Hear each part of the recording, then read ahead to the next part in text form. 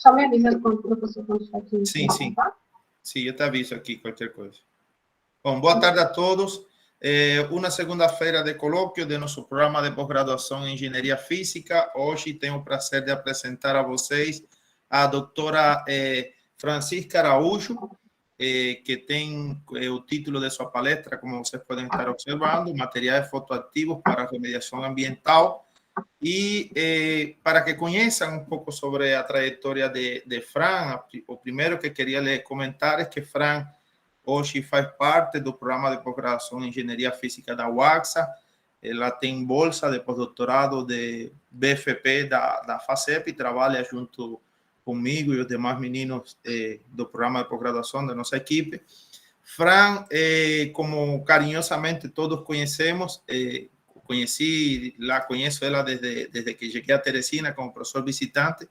Acho que foi a primeira pessoa que chegou lá já me ajudando com algumas situações de laboratório, ela que tinha toda a experiência ali e sabia onde estava o caminho das pedras, como o professor Oria sempre fala.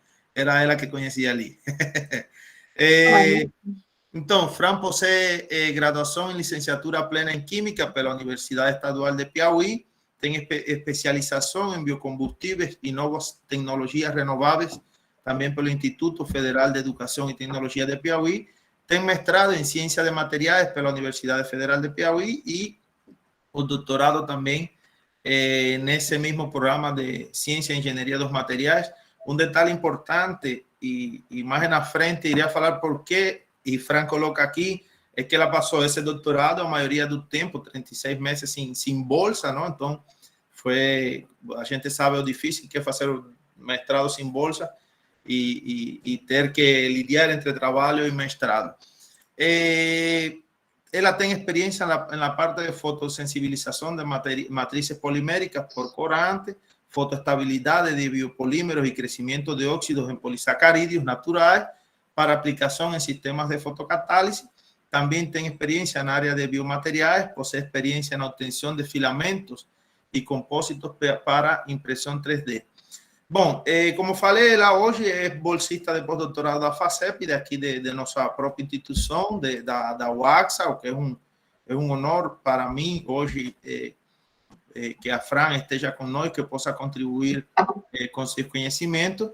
E quando falei dos 36 meses de bolsa, é porque Fran defendeu o doutorado no 2020 e mesmo lidiando com trabalho e com o doutorado, Fran tem um total de 18 artigos em revistas de alto impacto, vários deles como primeira autora, onde entra seu trabalho de doutorado, de mestrado. Fran também contribui com a orientação de estudantes de mestrado junto comigo do programa de pós-graduação em Ciência e Engenharia de Materiais da UFPI, e hoje também é um ponto de apoio muito forte para algumas aplicações que a gente está tratando, né, para nossos estudantes aqui do programa de pós-graduação. Inclusive, antes de iniciar o colóquio aqui, estava comentando com ela e com Roxon sobre alguns novos testes que iremos fazer. Hoje é um ponto muito forte de nossa linha de pesquisa. Então, Fran, muito obrigado por você aceitar também nosso convite, por ser parte dessa comunidade do programa de pós-graduação em Engenharia Física. E agora deixo para você fazer sua apresentação, sua palestra. Tá certo. Boa tarde a todos. Obrigada, professor Ramon, pela apresentação. Como ele já disse, eu sou a Francisca, ou a Fran, como vocês preferirem, né? Embora todo mundo me conheça como Fran. E hoje eu vou falar para vocês sobre os materiais fotoativos para remediação ambiental, né? Como o professor Ramon havia frisado, já tem uma experiência com materiais fotoativos não somente para remediação ambiental, né? Mas enveredando por outras nuances, outros pontos, mas para hoje, como foi um tópico trabalhado dentro da minha tese, eu resolvi fazer, né, abordar esse tema nessa apresentação, né, de hoje. Eu espero que seja proveitosa para todos que estão aqui, né, já agradeço por estarem aqui participando, tá? E espero contribuir, enfim, né, nesse processo de compartilhamento de experiências e a gente vem aí, né, ganhando, acumulando durante a nossa jornada acadêmica. Bom, para essa apresentação, né, eu separei alguns tópicos para apresentar, né, vamos falar um pouco sobre tecnologias para remediação de contaminantes hídricos. Dentro dessas tecnologias, eu irei abordar, né, a fotocatálise heterogênea, que é o ponto de interesse aqui dessa palestra, né, dessa apresentação. Depois, os materiais semicondutores e algumas estratégias de síntese para melhorar, né, melhorar a atividade fotocatalítica desses materiais.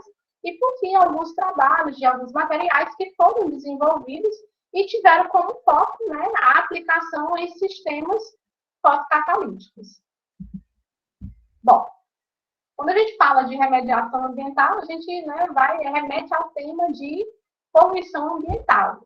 Dentro desse tema de poluição ambiental, a gente tem a atividade humana como cerne da questão, né? Por quê? Porque devido à atividade humana, a atividade industrial, principalmente, a gente tem a liberação de diferentes contaminantes aí, né? No solo, na água, no ar.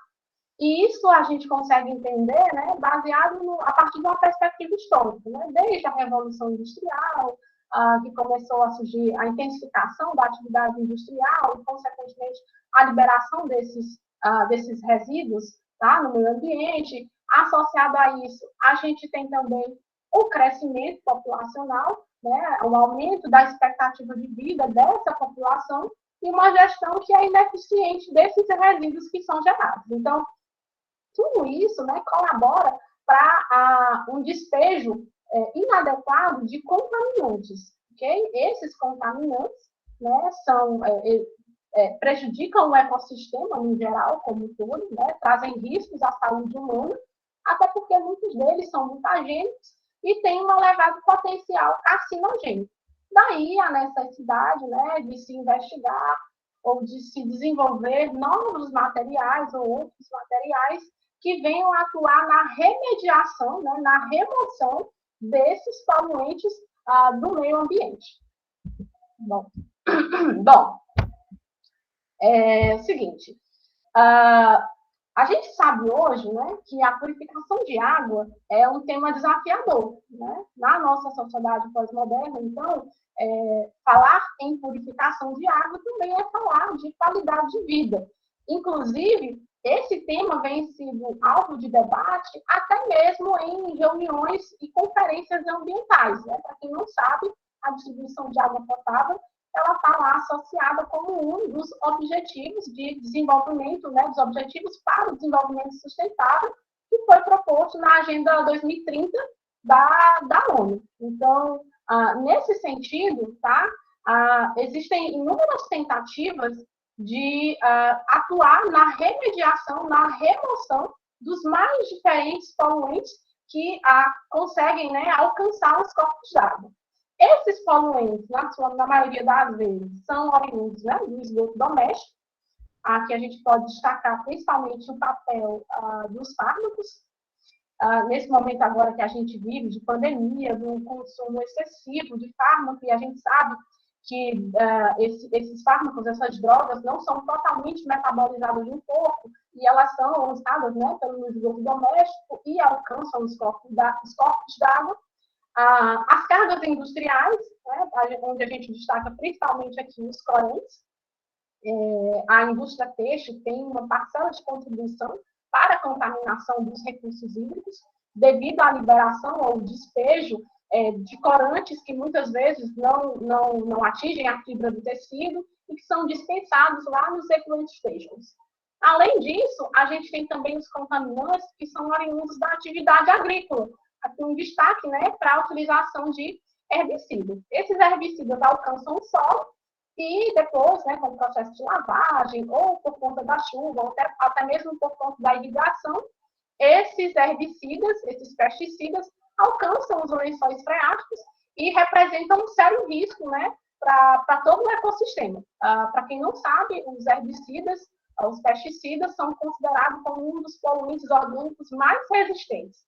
Inclusive, quando a gente fala de fotocatálise, um material muito bom para a fotocatálise está diretamente relacionado à sua capacidade de degradar, tá? Um herbicida, devido à complexidade da estrutura, o que garante uma elevada persistência. Bom, dentre as diferentes tecnologias, né, para remediação ambiental, que vêm sendo apresentadas na literatura, a gente tem os processos oxidativos avançados, que são os POAs. Né? Os processos oxidativos avançados, eles estão baseados na geração de radicais, hidroxilas, radicais superóxidos, enfim, radicais oxigenados que vão garantir, né, a degradação dos diferentes compostos orgânicos, tá? Dentro desses POAs, a gente tem os processos fotoquímicos, que são aqueles processos, as reações que são desencadeadas mediante a absorção de luz. Bom, tanto os POAs como os processos fotoquímicos em geral, eles são altamente eficientes devido à geração desses diferentes compostos oxidantes e que causam a mineralização do poluente, ou seja, o poluente é convertido em CO2 e água, né, causando aí a degradação do substrato, o qual é testado. Dentro desses processos fotoquímicos, a gente tem a fotocatálise heterogênea, que eu gostaria de destacar aqui nessa apresentação, né, que foi o tema de trabalho durante a minha tese. Né? A fotocatálise heterogênea, como o próprio nome já sugere, né, é um processo que também é mediado pela absorção de radiação visível ou UV. Nesse caso, o material utilizado é um semicondutor. Esse semicondutor fotoativado, ele induz a reações de degradação nesse substrato. Né? Para quem não lembra, o catalisador é a substância que acelera, tá, a velocidade das reações. Que reações? As reações de degradação de um substrato. Então, utiliza-se um semicondutor que absorve um determinado tipo de radiação, né? No caso, radiação UV ou visível, tá? E os portadores de cargas que são gerados nesse semicondutor é que induzem a degradação, né, do poluente próximo, o que está em contato com a superfície do semicondutor. Eu trouxe aqui um mecanismo simplificado de fotoativação de um semicondutor, de um catalisador semicondutor. Então, basicamente, quando o fotocatalisador é imerso em solução, eu vou falar de solução porque aqui a gente está falando de descontaminação de corpos d'água, ok? Então, quando esse fotocatalisador ele é imerso em solução e ele é ativado, né, mediante a absorção de um fóton de energia e correspondente à energia de band gap desse semicondutor, os elétrons da banda de valência, eles saltam para a banda de condução. Então, gerando lá na banda de valência, né, as lacunas ou os buracos, como são conhecidos.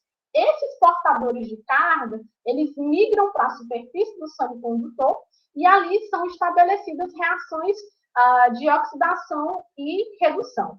Os processos de fotocatálise são conhecidos como processos são processos em que ocorrem reações na interface sólido e líquido, ou seja, essas reações são desencadeadas na superfície do semicondutor. Daí a necessidade que se tem, né, de investigar alguns parâmetros associados à morfologia e também à área superficial do semicondutor. Por quê? Porque são parâmetros importantes para a atividade fotocatalítica desse material.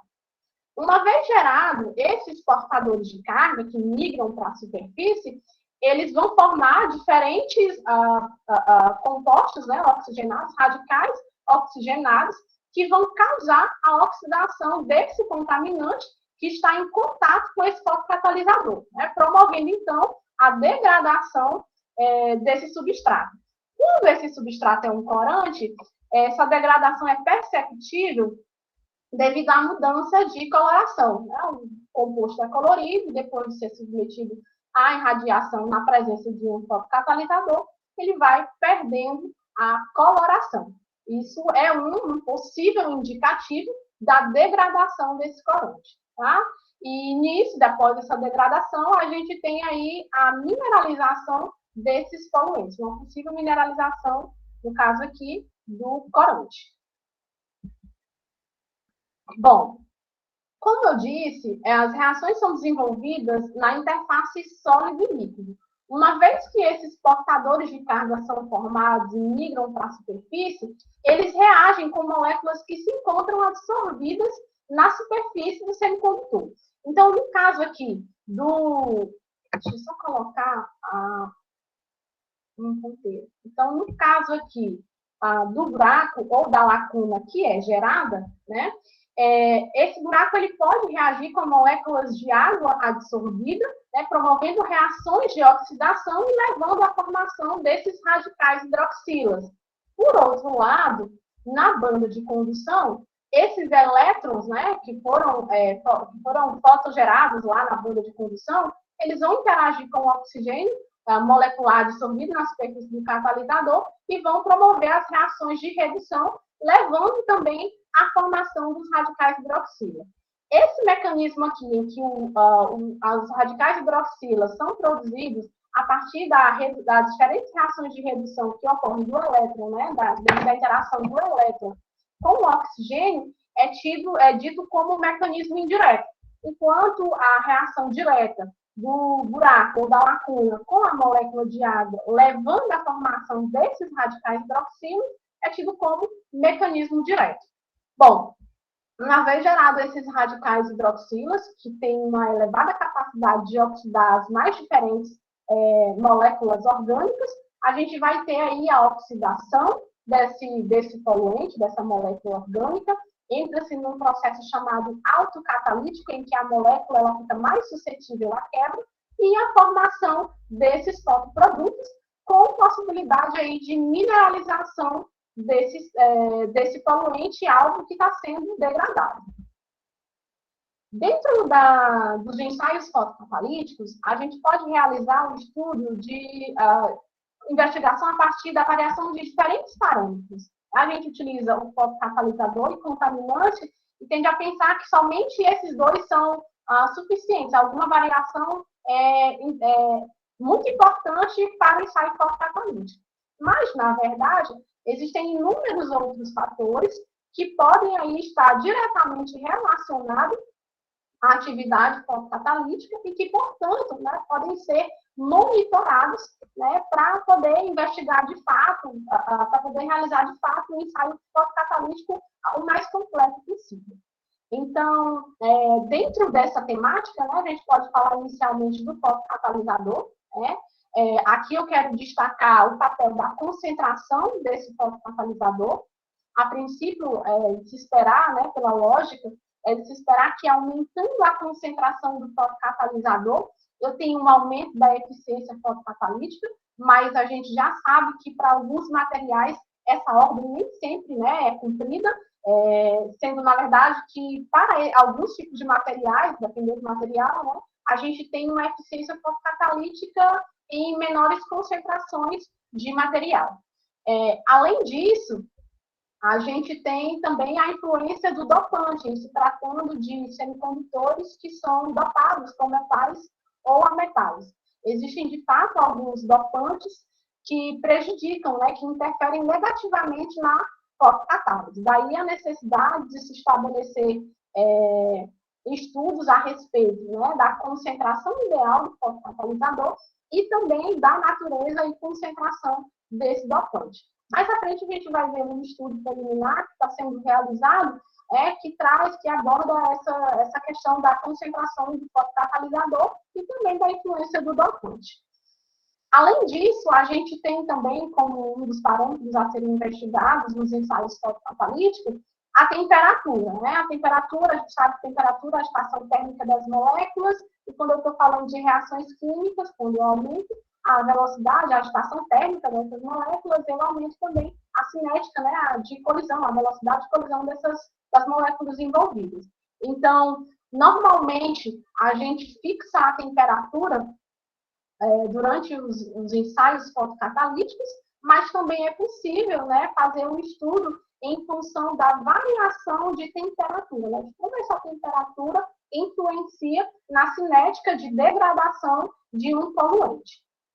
Um outro ponto importante que a gente também investiga dentro dos ensaios fotocatalíticos é o mapeamento de radicais. Né? como foi mostrado anteriormente, após a fotoativação do semicondutor, os portadores de carga eles são gerados na banda de valência e na banda de condução do semicondutor, que irão ocasionar a formação de diferentes radicais oxigenados. Para a gente saber, de fato, né, a contribuição de um ou de mais de uma das espécies que estão envolvidas na degradação de um poluente, é possível adicionar reagentes que irão atuar como supressores, como agentes inibidores desses portadores de carga que são gerados. E aí tem como você estabelecer, ou pelo menos, né, tentar entender como que, de fato, ocorre, como que se dá o processo fotocatalítico de um determinado material. Né? Além disso, a gente tem um outro parâmetro, né, importante com relação ao contaminante. Como eu já havia dito anteriormente, existem contaminantes que são mais persistentes, e isso tem relação direta com a sua estrutura. No caso, os pesticidas eles são mais resistentes do que os corantes, do que os fármacos. Então, quando a gente deseja testar de fato se o material tem uma excelente capacidade de remoção de poluentes via fotocatálise, normalmente a gente vem testando com corante, com fármaco, e testa mesmo e comprova a partir dos herbicidas, da degradação dos herbicidas. Não é fácil, mas enfim, né, é um estudo e que vale a pena ser explorado, até porque, como eu disse anteriormente, os herbicidas eles representam um risco elevadíssimo para a saúde humana. Além do efeito da estrutura, a gente também tem o efeito da concentração das espécies envolvidas. Bom, quando ocorre a ativação do semicondutor mediante a absorção da radiação luminosa, e são gerados portadores de carga e levam à degradação do poluente, é de se esperar que ocorra a mineralização completa. Mas a gente sabe que isso é apenas um sistema de idealização. Nem sempre a gente consegue obter, de fato, a mineralização completa desse poluente.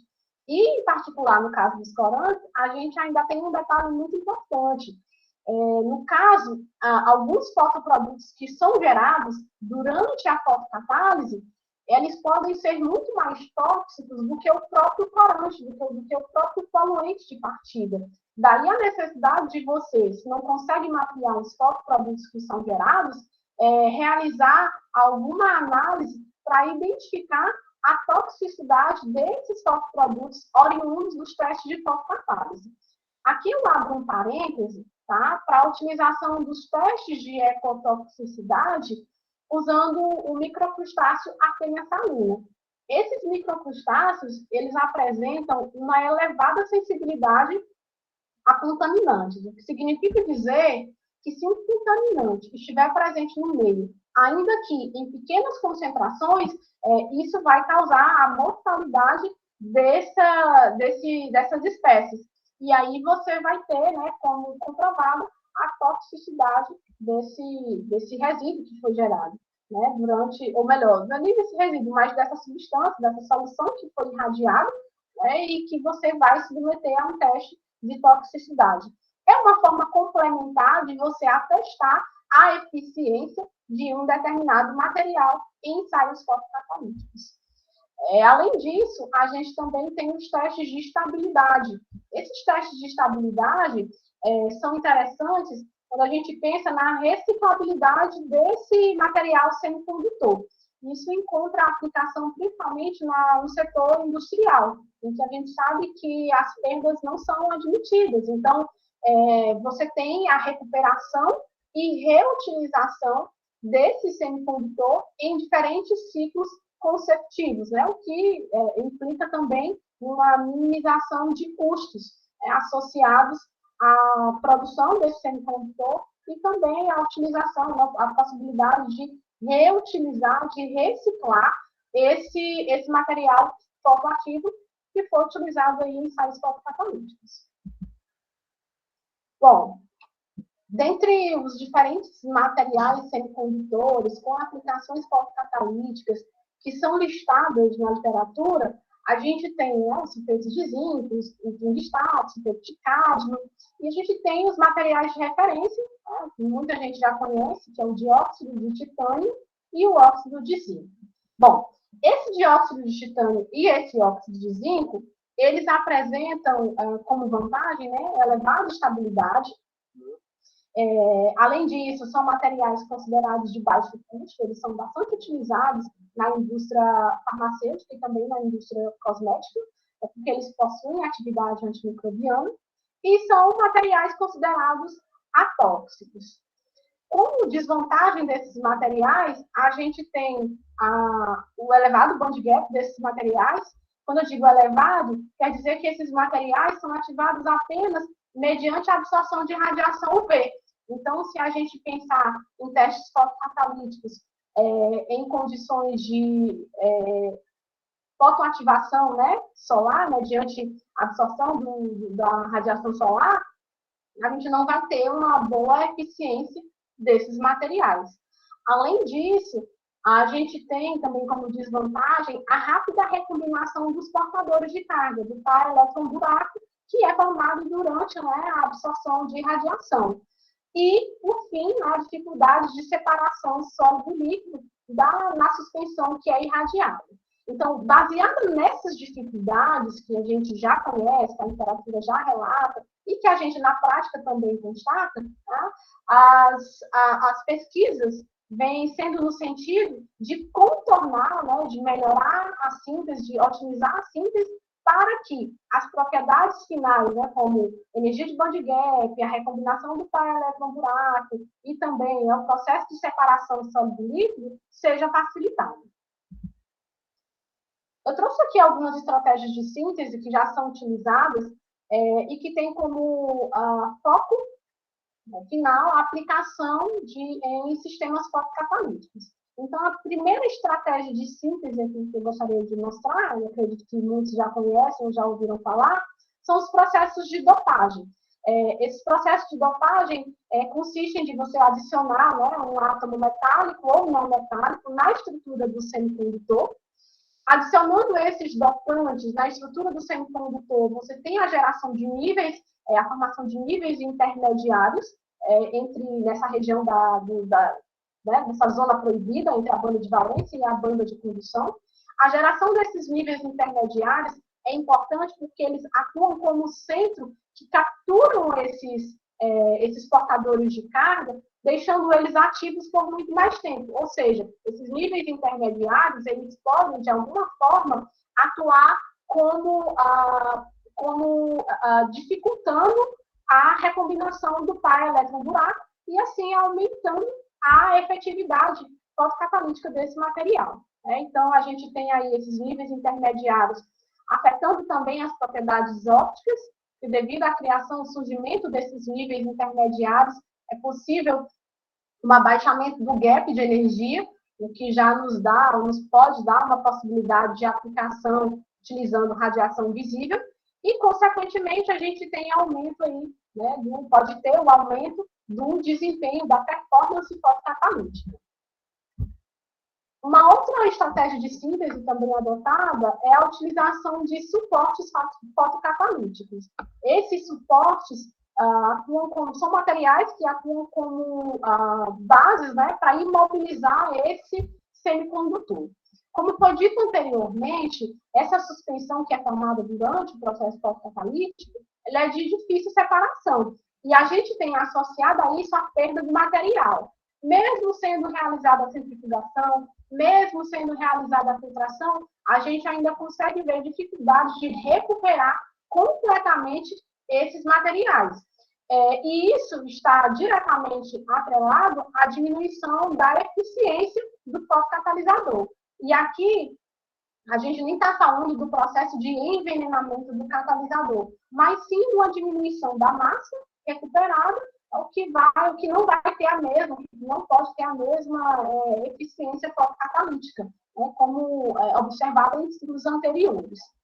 Uma das vantagens de utilização desses suportes fotocatalíticos é que esses materiais eles ganham um aumento da área superficial, e aí se implica uma maior área de absorção de luminosidade e facilita a recuperação desse material primário.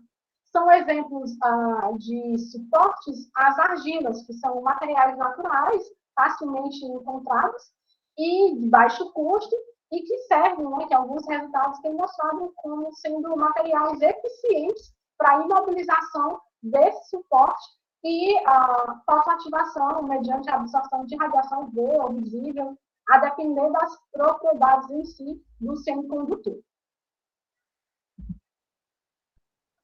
Uma outra estratégia de síntese que vem sendo abordada nos últimos 10 anos são os templates de crescimento. Esse, em particular, a gente utilizou, foi alguns dos estudos realizados, né, na minha tese.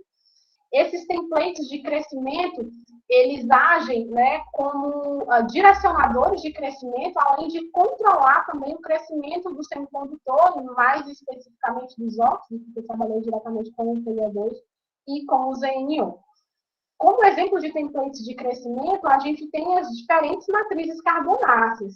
Aqui eu vou abrir um parênteses para as gomas de plantas. As gomas de plantas, que são polissacarídeos, obtidos a partir de resinas. Para quem não sabe que a goma, a resina, é aquela que a gente consegue observar no caule de plantas quando elas sofrem algum processo de injúria, e aí forma essa resina exudato chamado, ele é coletado e após um processo de lavagem, de purificação, a gente obtém essas gomas. Essas gomas em água, elas entumecem, elas formam uma solução viscosa.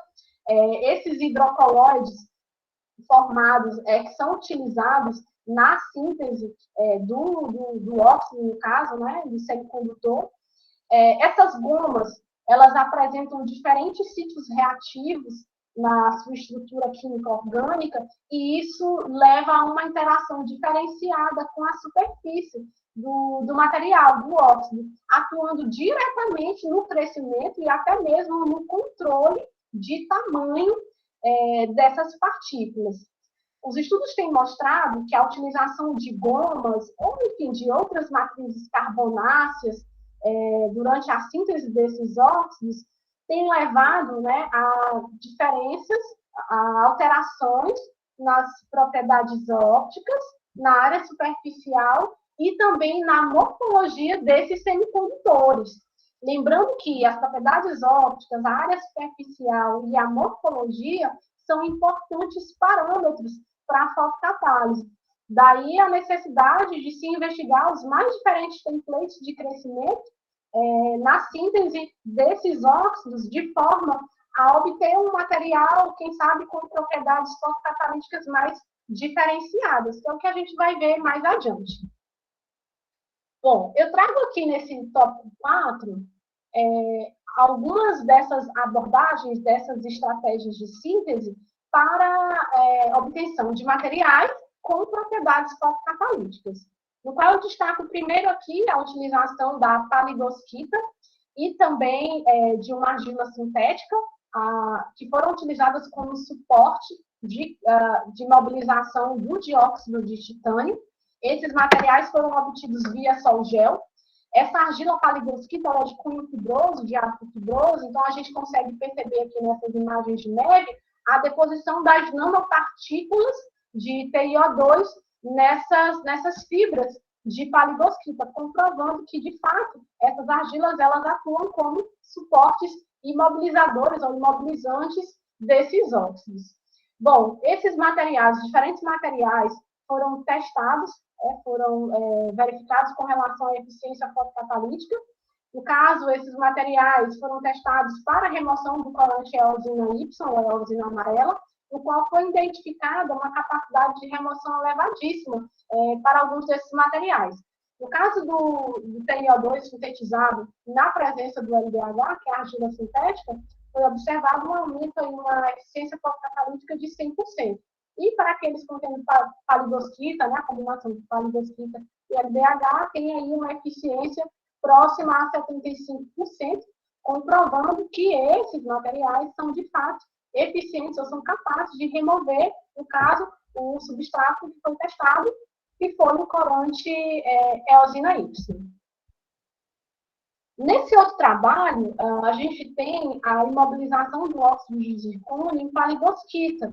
Então, esse material foi testado no corante, na degradação do azul de remazol, e foi observado uma degradação, uma elevada eficiência de degradação desse corante, utilizando 1,5 gramas por litro desse fotocatalisador. Então, a gente consegue perceber também aqui nessas imagens a deposição dessas nanopartículas de óxido de zircônio, perdão, na superfície desse material.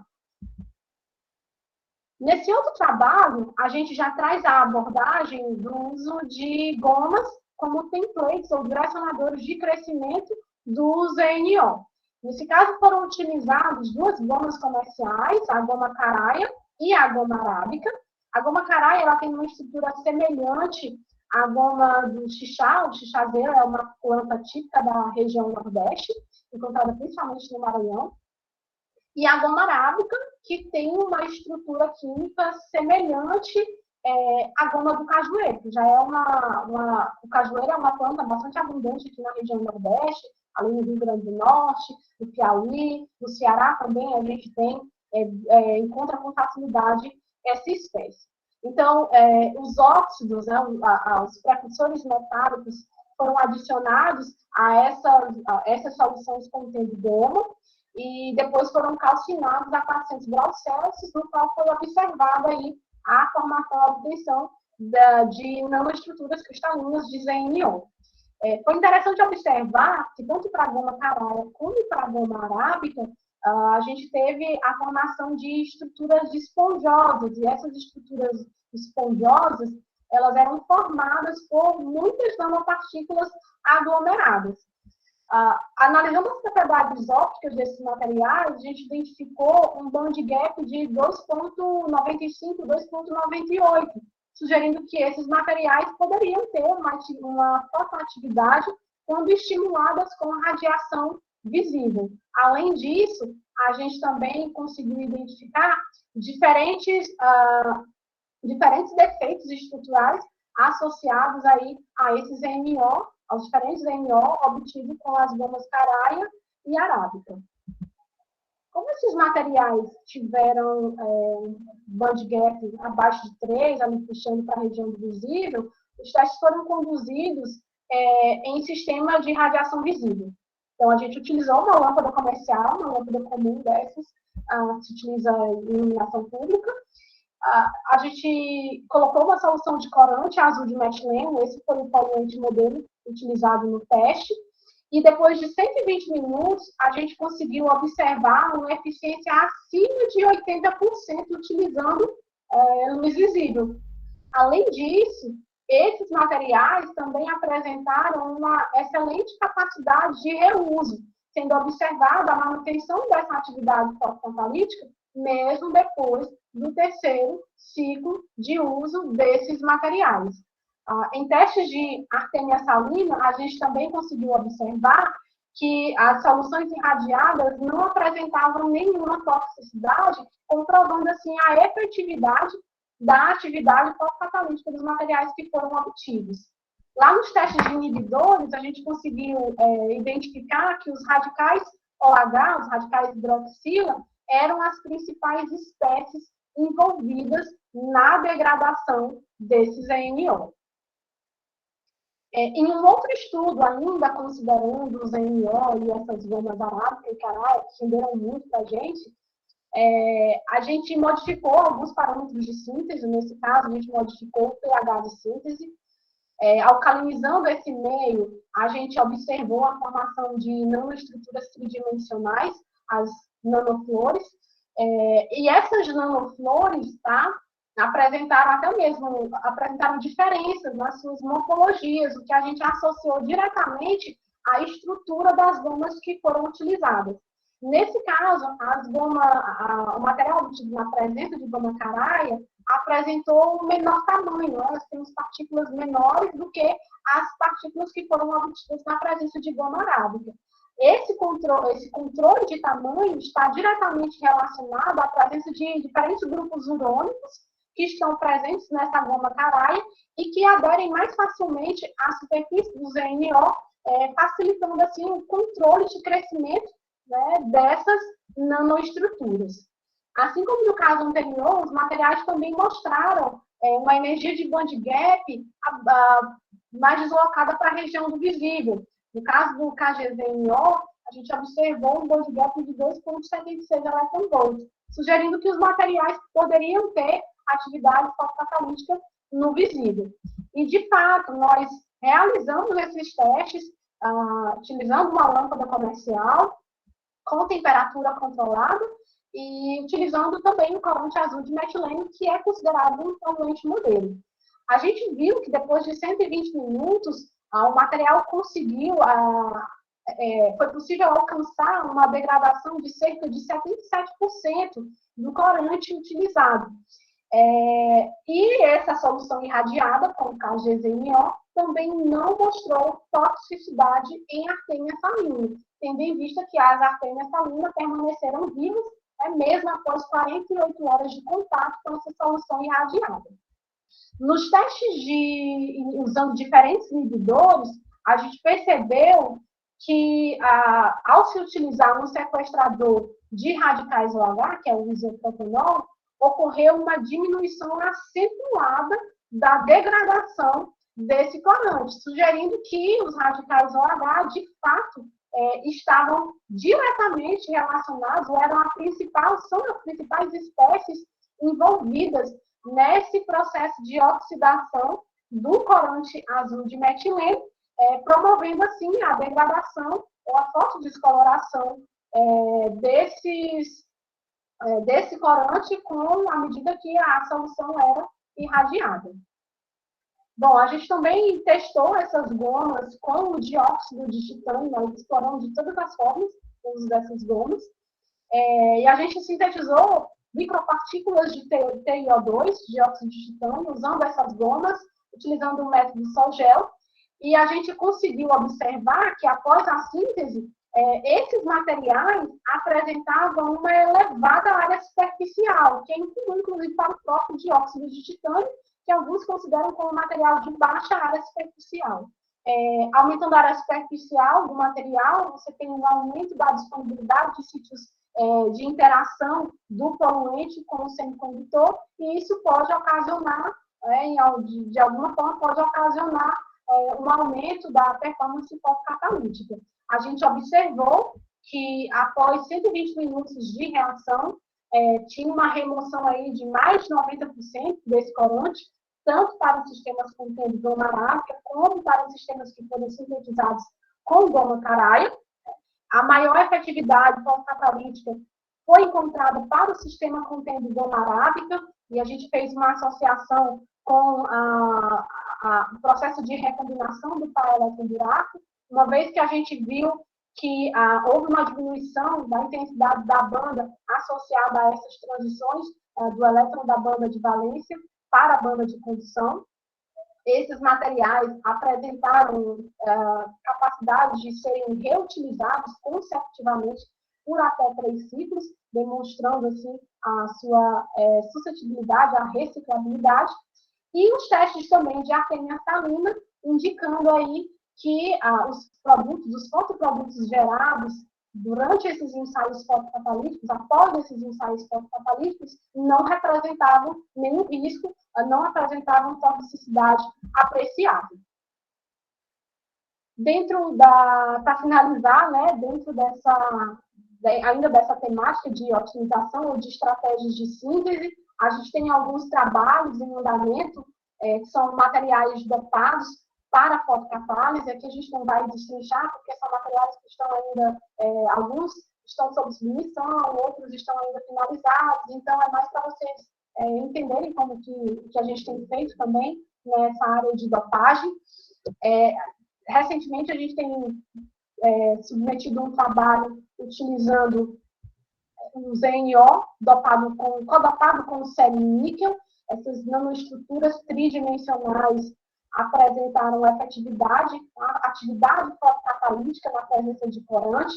No entanto, a gente consegue perceber uma relação aqui do efeito da concentração do dopante sendo que nos materiais em que a concentração do dopante é aumentada, a gente tinha uma diminuição da eficiência fotocatalítica, provando aí que a concentração do dopante, assim como a própria natureza do dopante também, pode interferir na fotocatálise, nas propriedades fotocatalíticas do material sintetizado. Um outro trabalho que se encontra ainda em fase de confecção, em preparo para submissão, é um ZNO dopado com cobalto. Esse ZNO foi obtido em diferentes valores de pH, e a gente observou que ele tinha, sim, atividade fotocatalítica, mas somente dentro de condições otimizadas, ou seja, na presença de um agente oxidante forte, em que foi observado cerca de 65%, até mais ou menos 65%, de remoção de fármaco ibuprofeno. Então, essas são algumas das estratégias de síntese que foram abordadas desde a minha tese, no processo de doutorado, e agora no pós-doc. Aqui são alguns outros trabalhos que a gente também tem realizado dentro do grupo de pesquisa.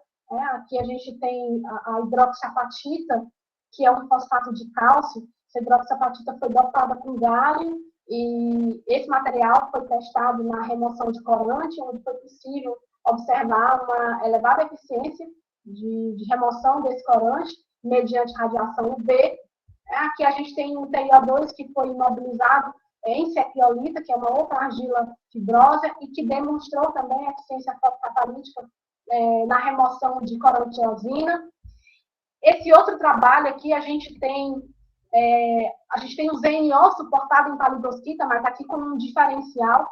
Esse material ele não foi testado para performance fotocatalítica, mas o princípio, né, as reações redox, que a gente sabe que ocorrem na superfície do semicondutor, elas foram utilizadas para inativar bactérias gram-positivas e gram-negativas, já pensando na aplicação em materiais de construção, né, é uma outra vertente que o grupo de pesquisa tem tentado entrar e ganhar mais espaço, e entender como funcionam esses materiais fotoativados nesse processo de remoção ou de inativação de diferentes patógenos.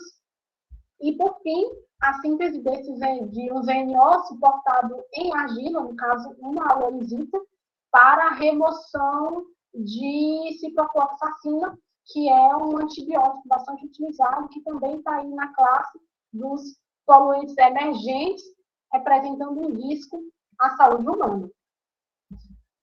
Bom, obviamente, está encerrando aqui. Eu gostaria de agradecer aos órgãos de fomento, né, a FACEP, a CAPES, a Universidade Federal Rural de Pernambuco, a UF, ao Programa de Pós-Graduação em Engenharia Física da UACSA, ao LIMAD, que é o Laboratório Interdisciplinar de Materiais Avançados, que dá também um suporte físico na realização de alguns experimentos.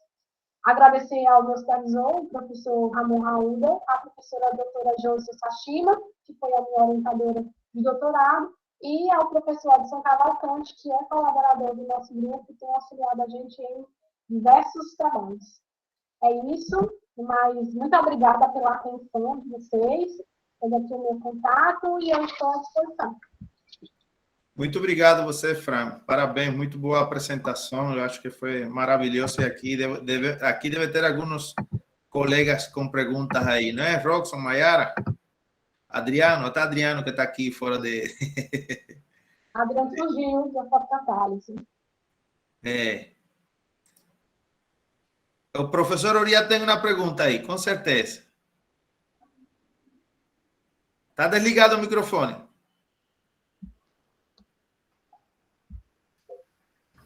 Agora. Não, mais um comentário, Fran. Eu quero ir nesse laboratório aí de vocês, tem que conhecer o que está acontecendo e...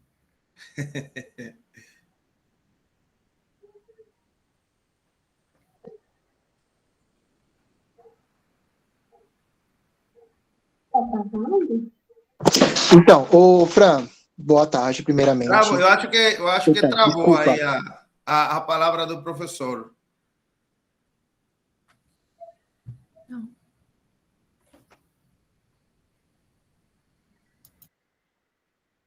Está fechado o microfone.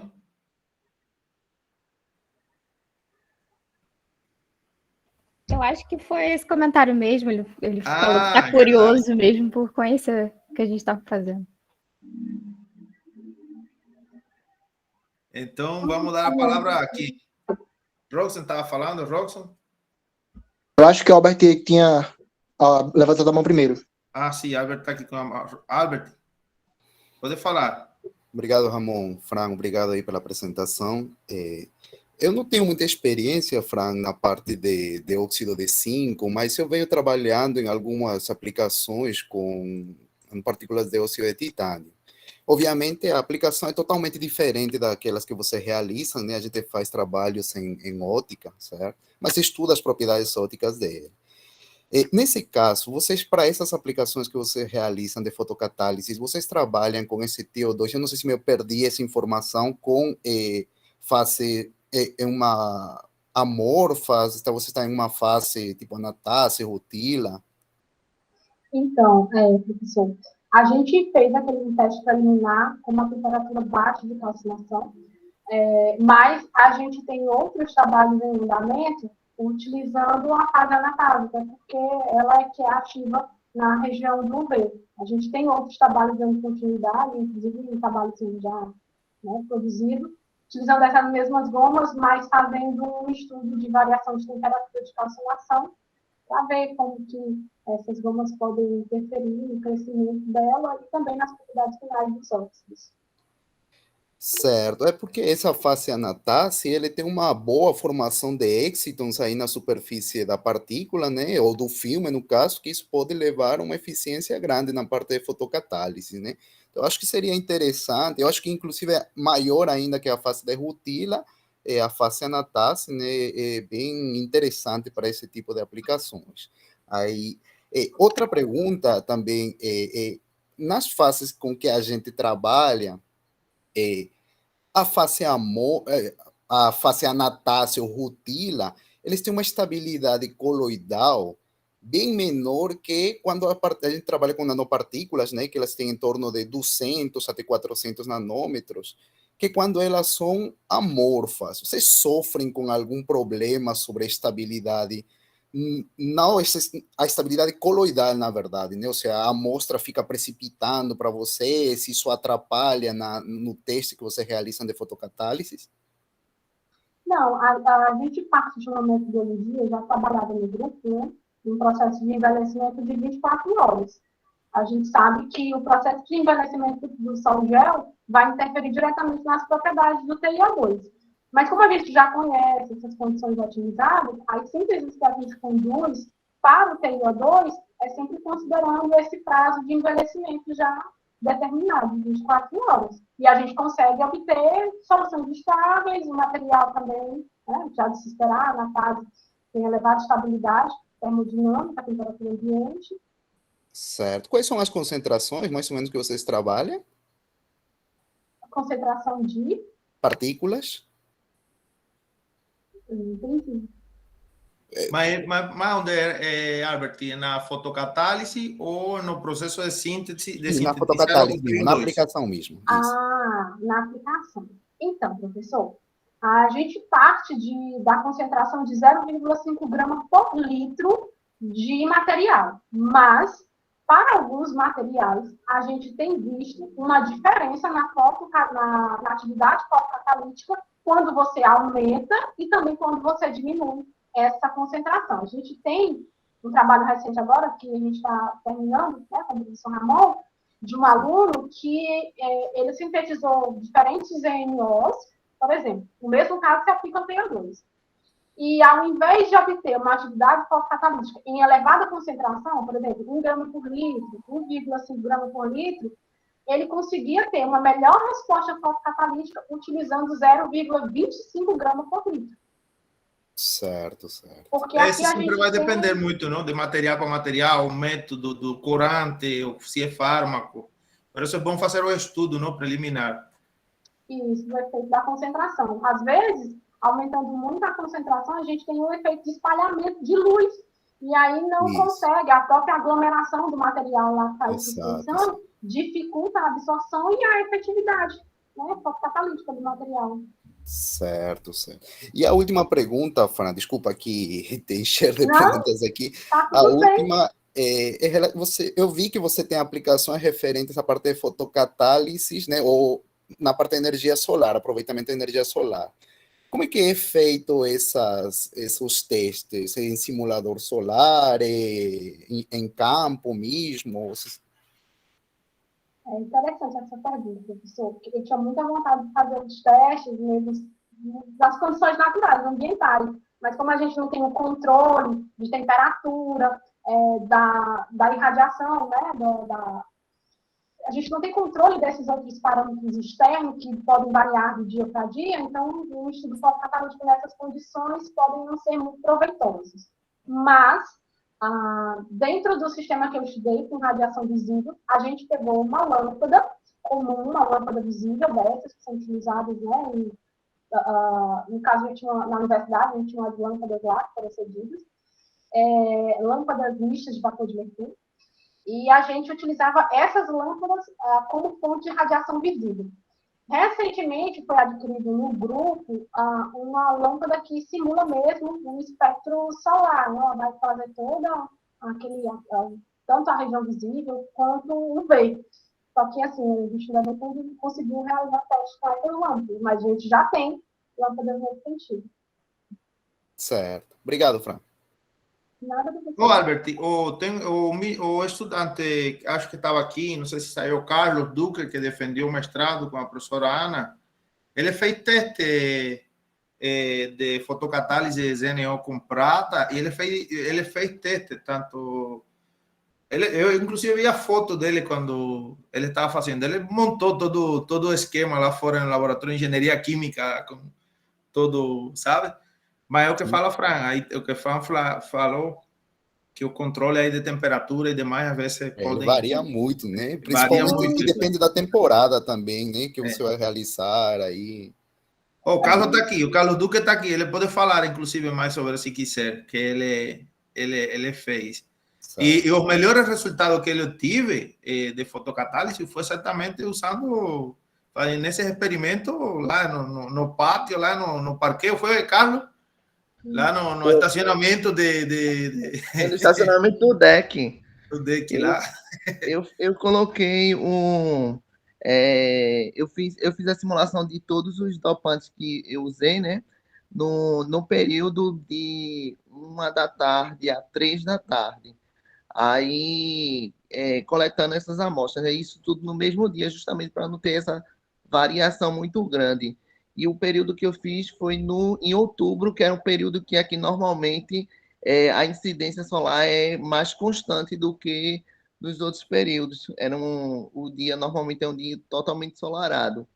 Aí foi mais ou menos que eu tentei usar para não ter essas variações que ela informou aí, porque realmente é muito difícil de controlar, né? Nos dias que não estava ensolarado e que estava chuvoso, eu não conseguia fazer outros tipos de teste, né? Então, eu sempre utilizei o mesmo período de tempo. Como aqui na região Nordeste varia muito pouco, a questão de temperatura ambiente, isso até é uma facilidade, mas eu evitava esses dias que ela falou, por exemplo, que seriam dias chuvosos, para justamente não ter diferença de um resultado para o outro. E como o professor disse, realmente os meus resultados de testes com o sol foi muito mais eficiente do que os que foram feitos em reatores utilizando só radiação UV. Então, Carlos, aqui a gente faz um monitoramento da intensidade da radiação. A gente não tem um sistema de... Como que eu posso falar? Eu nem sei se eu posso usar esse termo, então, se eu tiver errado, me corrijam, por gentileza. A gente usa uma transmissão limpa, a gente não tem essa transmissão limpa. Então, por exemplo, a gente divide a tomada, a energia elétrica com o ar-condicionado, com outros equipamentos, e tudo isso vai interferir, inclusive lá na potência da lâmpada. Então, a gente tenta trabalhar otimizando ou tentando ali ajustar ao máximo as condições de radiação. A gente faz controle de temperatura, a gente mede a intensidade da radiação, quando a gente vai terminar um teste, iniciar outro, a gente sempre tem o cuidado de medir a intensidade da radiação para ver se está ali no mesmo limite ou com uma variação muito próxima, motivo pelo qual a gente não porque eu não quero, né, mas a gente não fez uma simulação dessa, né, no meio ambiente, que eu acho bem interessante também. Mas a gente trabalha mesmo com experimentos de bancada em condições mais controladas. Até porque a degradação desses compostos, né, segue uma cinética. A gente sabe que temperatura, pressão, entre outros fatores, né, termodinâmicos, concentração de espécies, podem interferir na velocidade dessas reações. Fran, a partir de setembro, uma época boa para fazer esses testes aí em Teresina, agora em Teresina, né? Quando entra o período BR-Bro, aí dá... Não tem sombra, não tem nuvem, não tem nada. Eu acho que essa informação de Fran é importante, né? E aí também para Carlos Duque, não sei se levaram em consideração isso, porque de fato existe uma cinética por trás disso, né? Em que mudanças de temperatura unicamente já podem fazer variação na degradação, por exemplo, de um corante, né? Então aí para saber diferenciar o que porcentagem foi degradada devido ao aumento de temperatura e que porcentagem foi degradada devido à ação do mesmo elemento fotocatalisador, não existe esse total controle quando você faz o equipamento em campo, né? E aí, então, de fato, você tem uma fonte de luz, né? Uma fonte de energia muito forte, no caso da radiação solar direta, mas separar aí essas contribuições é um tanto complicado mesmo. Mas é interessante. Inclusive, o próprio sistema que a gente tem, né, é uma caixa que foi construída, que é montada, a gente tem umas 3 caixas, porque a demanda do fluxo de alunos fazendo certificados é evidente também, né? As amostras são coletadas usando uma seringa e um sistema adaptado, né, uma cânula que vai lá na solução, você puxa, coleta a amostra em um determinado tempo. Então, eu gostaria de destacar, o volume da solução que é coletada pode interferir na cinética da reação, porque você pode estar diminuindo em excesso a concentração aí desse substrato, os corantes, fármacos, enfim. E quando você puxa pela cânula, a gente vê que fica, né, um líquido dentro da cânula. Então, você tem que voltar rapidamente esse líquido para o sistema. Como é que você faz para voltar isso? Você puxa o êmbolo, aplica a pressão e começa a injetar ar, né, dessa cânula para fazer isso com ar, todo esse líquido da cânula. Só que nisso, a gente tenta até mesmo manter a mesma altura, né, quando você puxa o êmbolo, e aplicar sempre nas mesmas quantidades de vezes para remover esse líquido. Por exemplo, 3 vezes. Então, você vai lá, puxa, vai lá, coloca de novo, aperta o êmbolo para fazer escapar e repete isso 3 vezes, para pelo menos tentar garantir que está entrando a mesma quantidade de oxigênio, né, dentro do sistema. Por quê? Porque são reações de óxido-redução, e a presença do oxigênio também vai, né, interferir nessas reações fotocatalíticas. Roxon, tem uma pergunta aí, Roxon? Olá, Fran, tudo bom? Ô, Fran, eu queria saber em relação, por exemplo, à potência, né, da lâmpada. Como isso pode interferir no processo, assim? Porque, por exemplo, a potência que tu vai ter numa sunlight para tua que tu usa hoje é totalmente diferente, né? Como esse processo pode acabar influenciando?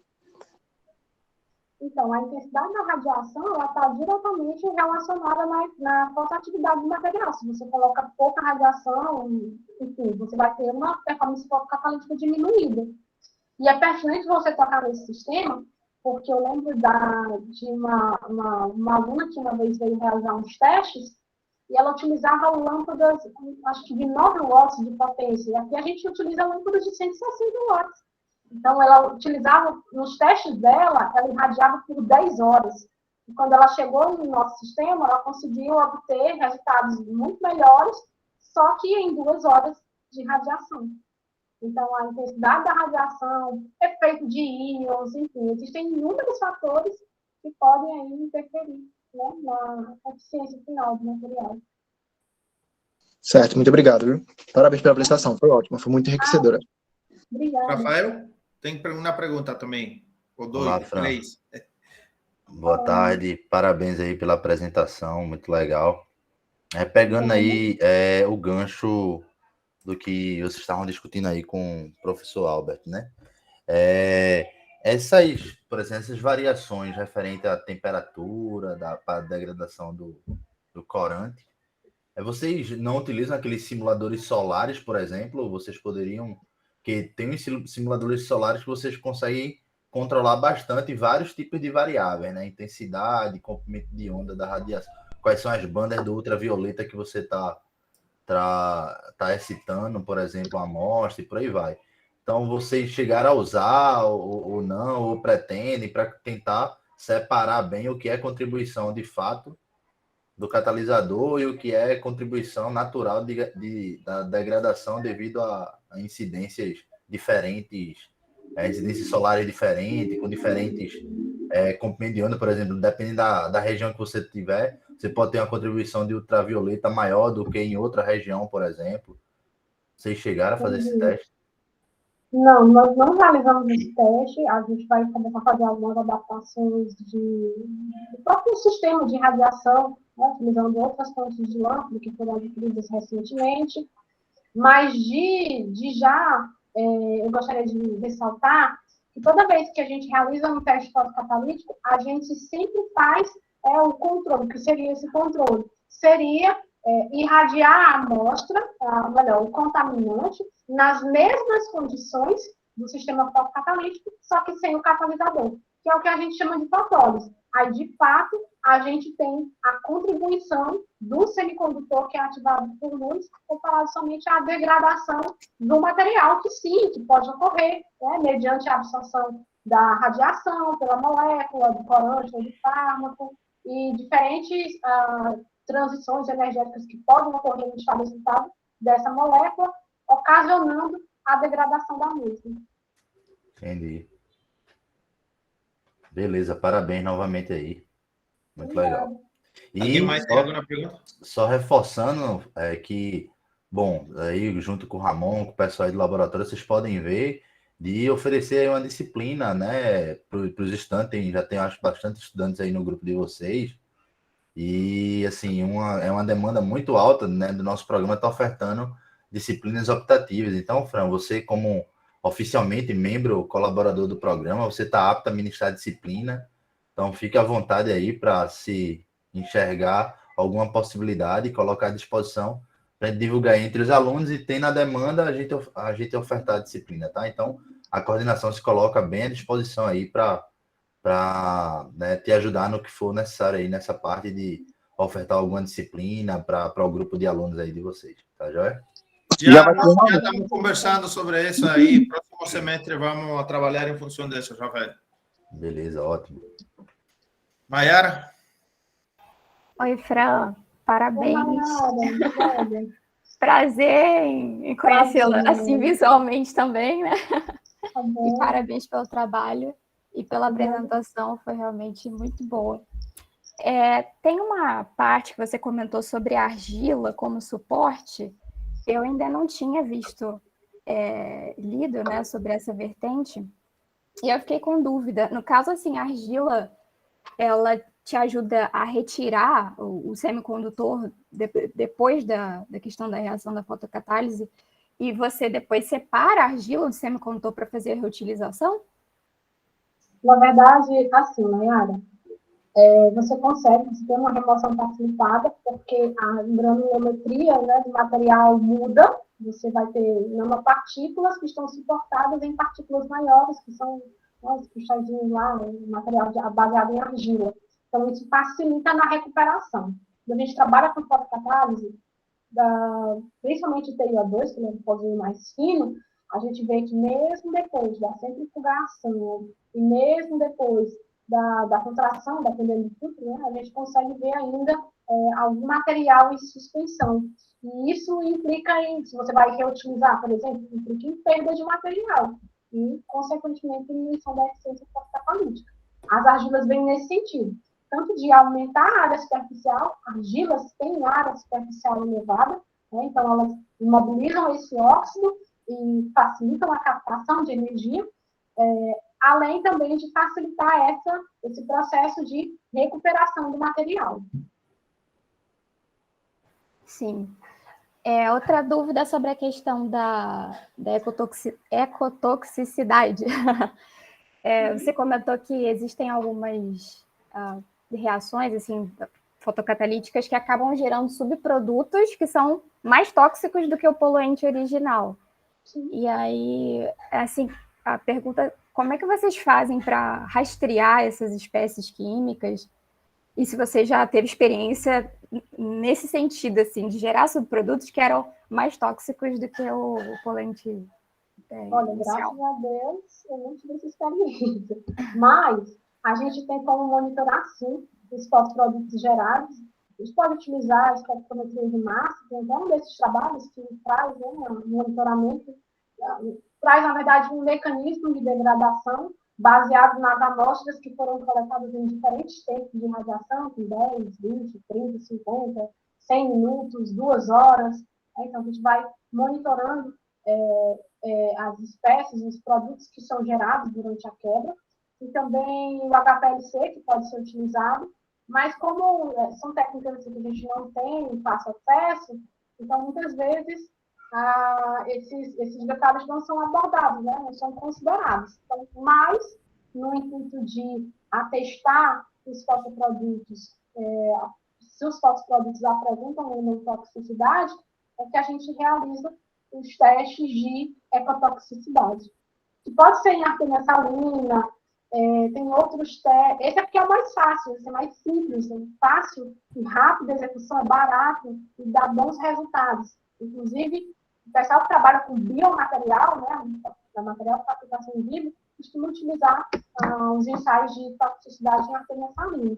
Mas, fora isso, a gente tem os testes em água seca, que é quando você faz crescer cebola, né, as raízes de cebola em soluções irradiadas. E também tem um teste com, se não me engano, esse teste eu não conheço, eu nunca vi de perto, né, o outro sim, do alho seco, mas se eu não me engano você cultiva peixes.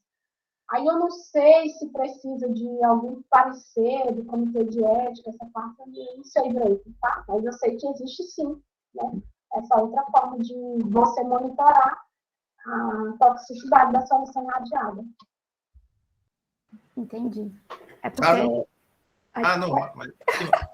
Não, pode, depois eu falo de novo. Pode falar, Carlos. Não, pode, termina a ideia. Não, eu só ia comentar que tem aqueles gráficos que eu até te procurei para conversar, que mostra o decaimento da taxa, da concentração ou da absorbância, no caso. E eu vi em outro artigo também que eles mostram esse tipo do decaimento ali da taxa, só que da concentração de algumas espécies de radicais. Então, eles foram avaliando quanto estava decaindo, digamos, como se fosse a concentração do radical do superóxido ou da hidroxila, para concluir depois qual foi a principal espécie que degradou. Aí do artigo lá era até o superóxido. Mas eu preciso investigar, porque seria, de repente, uma vertente para não recorrer tanto aos animais. Na verdade, esses gráficos que você está falando são semelhantes, é o mesmo processo fotocatalítico, imagina. Você coloca o semicondutor na presença de poluente e irradia por 2 horas, por exemplo. Aí degradou. Agora você quer saber quais são as espécies que estão contribuindo, né, para a degradação daquele poluente. Então, você vai lá e coloca um supressor de buraco. Você vai ter a mesma razão C sobre C0 em função do tempo de radiação. Você vai estar monitorando uma banda. Se para o corante, uma banda não precisa.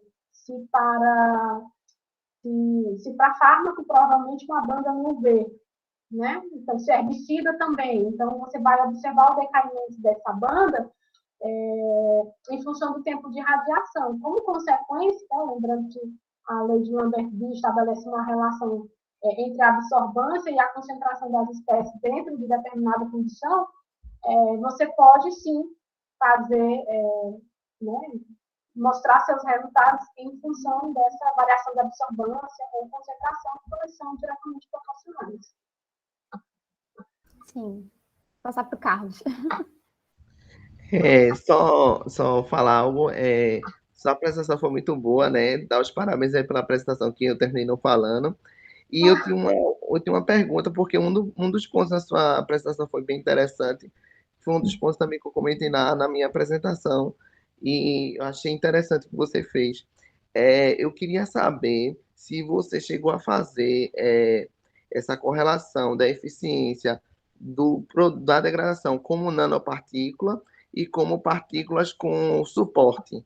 Porque eu vi que o seu estudo tinha a ver com suportar as nanopartículas, né? Tipo, qual seria, se teria uma perda de rendimento com as nanopartículas suportadas em comparação com as nanopartículas sem estarem suportadas na hora da degradação?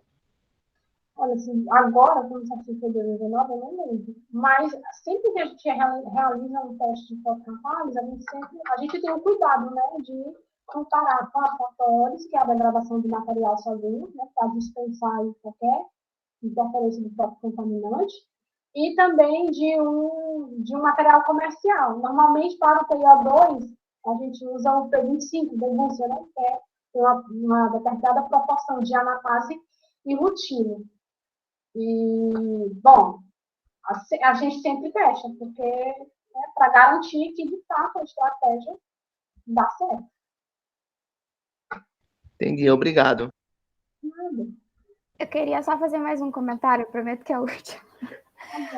Tá Mas, para o pessoal, né?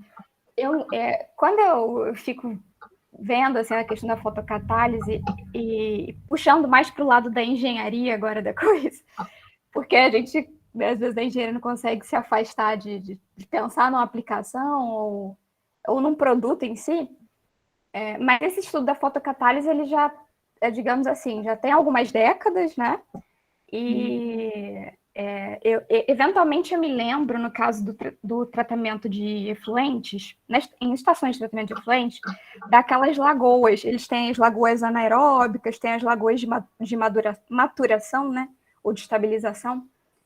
E no caso da lagoa de maturação, eu lembro que é uma profundidade na ordem de 1 metro apenas, com uma área relativamente grande, que é justamente para favorecer a incidência da radiação solar, porque a ênfase nesse caso é a desinfecção, né? Matar determinados patógenos através do aproveitamento da radiação solar. E aí eu fico pensando se, juntando isso e também, por exemplo, a vertente do Carlos, se não seria possível, quem sabe, ensaios, assim, digamos, mais brutos, né? Expondo realmente a radiação solar, porque no caso da lagoa de maturação, eu não vou saber precisar, mas eu lembro que ficava na ordem de mais de semana. Eu não sei se chegava até algum mês e tal, exposto à radiação para ter a eficiência da desinfecção. Mas eu acredito que é realmente muito próximo digamos assim, de uma etapa complementar no tratamento de efluente real, né? Da fotocatálise. Mara, você falou um tema bem legal, bem interessante. Um tópico bem interessante, né? Você fala que é uma cooperação, de fato. Obviamente que para quem trabalha com fotocatálise vai dizer, não, a fotocatálise é a melhor. Para quem trabalha com absorção, né, que também envolve a recuperação, a remediação ambiental, vai dizer, olha, de fato, a absorção é a melhor. Quem trabalha com outros processos oxidativos avançados, ele vai sempre estar puxando para o nosso lado. Mas eu realmente acredito nesse efeito sinergístico, né, de você trabalhar em cooperação, em colaboração. Por exemplo, você relatou o fato dessas lagoas, né, dessas não sei, piscinas, desses locais de tratamento, e aí você pode estar associando aí com o processo de fotocatálise, com o processo de absorção. Acho que são tecnologias que podem sim ser usadas de forma isolada, mas que também podem ser pensadas em nível mesmo de cooperação, né? A gente vai ter um efeito sinergístico para tratamento de diferentes efluentes. Verdade. Obrigada, Fran, e parabéns novamente. Nada, obrigada. Então, eu peço a todos, por favor, abrir o microfone e a gente bater umas palmas para a Fran pela apresentação. Muito obrigado pela apresentação. Bom, próxima